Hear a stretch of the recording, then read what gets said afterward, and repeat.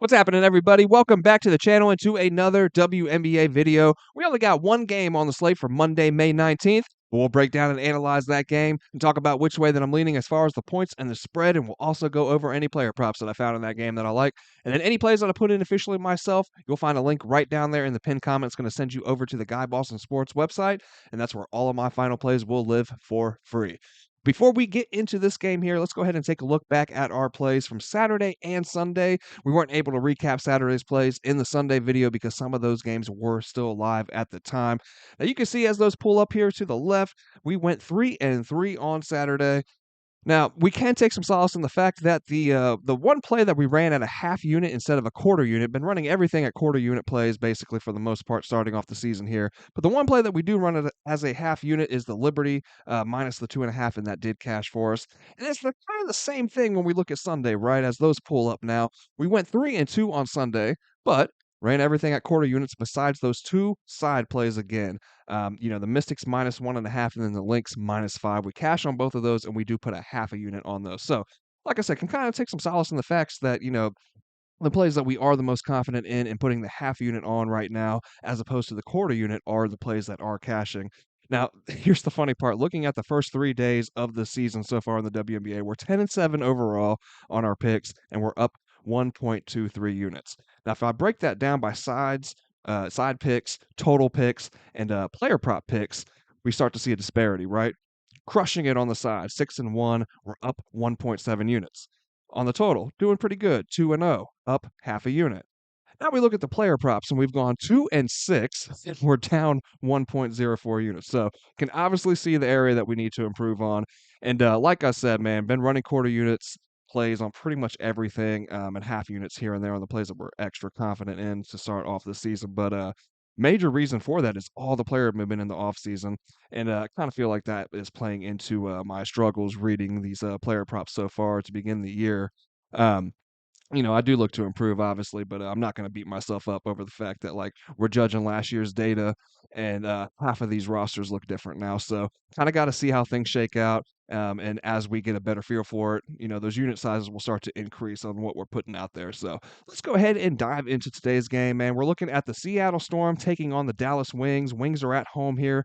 Total is sitting at 163.5. That thing opened up at 159.5.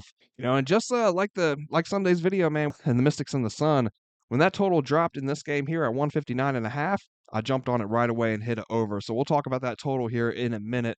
But like I said, sitting at 163.5 now. The Storm opened up as 1.5 point favorites, and they are now up to 3 point favorites. So Seattle will be on the road here for the second straight game to open up the season, while the Wings will play their second in a row at home to begin their season before they're heading out for a 4-game road trip of their own. Seattle swept the head-to-head between these two last year, and while both of these teams are coming into this one off of losses, man, the Storm were absolutely dismantled in their opening night loss to the Mercury. They put up just 59 points, shooting only 33% from the field, 18% from deep on 3 of 17 shooting, and losing by 22 when it was all said and done.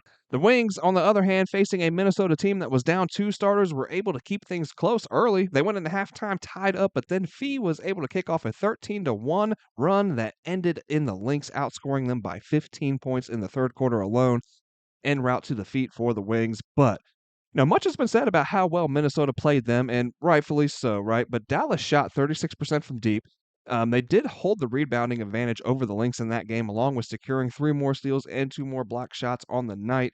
Look, that's against the Minnesota Lynx, man, a damn good team that's contending for the title this year, and we're, an overtime loss away from winning it all last year. So don't go sounding the alarms on me. I'm not proclaiming the Wings as a top team or anything, but I do like what I saw from them in their first game with a revamped roster under a completely new coaching staff against, like I said, a really good opponent. So we're going to see some hiccups, some ups and downs from them throughout the season, but we saw some good things from them here to build on here in the opener. Watching Seattle in their opener, though, felt painfully similar to the Storm team we saw at times last season, where you had flashes of superb elite defenses in the half court, but then some troubles in transition defensively and long bouts of stale, stagnant play on offense, right? These two attempted the fewest, the Wings and the Storm, in their opening nights. They attempted the fewest threes of any of the teams across the league throughout the opening games. But the Storm finished with an offensive rating of just 76 in their game, right? Significantly lower than the Wings were at 100.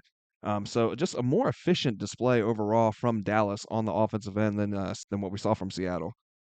Even still, although my gut is telling me this is a Dallas spot, I'm not sure I can get there to fade Seattle quite yet. We don't want to overreact based off of just one game, right? And Seattle, on paper at least, still look to have the better roster overall. So I'll lean slightly towards Seattle, but I'm not sure that I can get there on the side on this one. This is probably one that I'll stay away from the side and look to the total, like I said. And I already did. I took the over on that total right when this thing dropped at 159.5, and we've seen it go up. It looks like it looks like you still find it at 162.5 now, 162.5 or 163.5, and that's probably where I would play it up to. I don't think I'd go any higher than 163.5. But look, just as much as I can't see Seattle shooting that poorly from deep and overall from the field again, I can say the same thing for both Paige Beckers and Arike Ogunbowale from Dallas. So I think Dallas is going to look to push the pace against Seattle as well. And we saw the Storm struggle defensively with Phoenix in transition.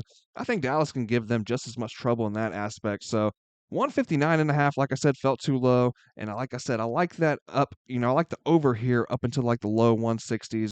And despite the poor player prop record so far that we discussed earlier in the video, I do have 3 player props that I am looking at in this one. Don't know that we'll get to the window with all 3 of them based off the struggles we've had so far, but I do like these. The numbers do look pretty good. We're looking at Nneka Ogwumike of the Seattle Storm. We did cash on a points, rebound, and assist under on her in their opener. She was at 28.5, and we did cash on that under.